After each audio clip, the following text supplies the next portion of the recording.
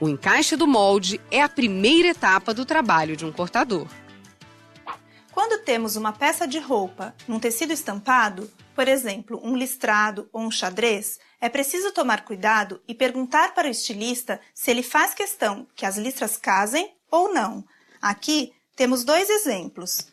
Uma blusa em que o cortador tomou o cuidado de casar as listras, então elas se encontram na costura lateral.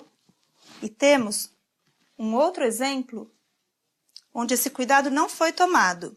E então as listras não se encontram.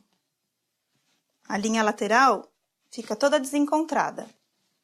O cuidado que temos que ter é o seguinte: com o tecido já posicionado e bem esticado na mesa, temos que colocar o molde da frente em uma das faixas.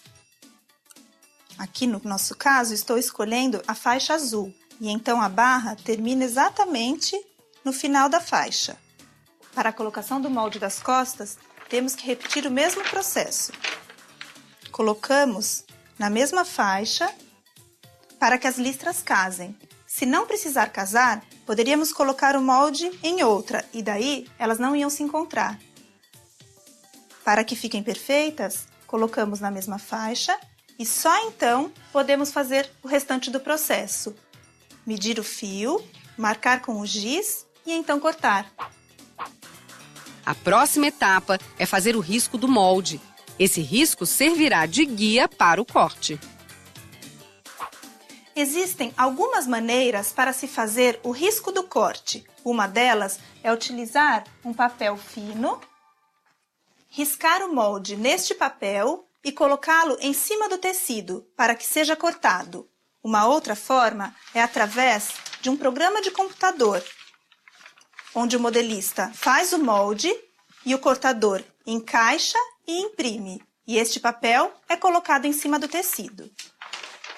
Uma outra forma é riscar o molde diretamente no tecido. O cortador deve sempre fazer um estudo do encaixe. Esse processo garante a economia do tecido e também calcula a quantidade que vai ser usada. Nosso molde possui 3 partes. Vamos encaixá-la da melhor maneira possível. Poderíamos colocar a gola entre as cavas,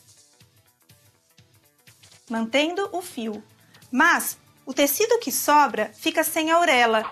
Então, podemos colocar a gola do outro lado, pois a sobra de tecido terá a orelha e, se for reaproveitado, será como guia para o novo corte. E então, agora com os moldes posicionados, podemos fazer o risco.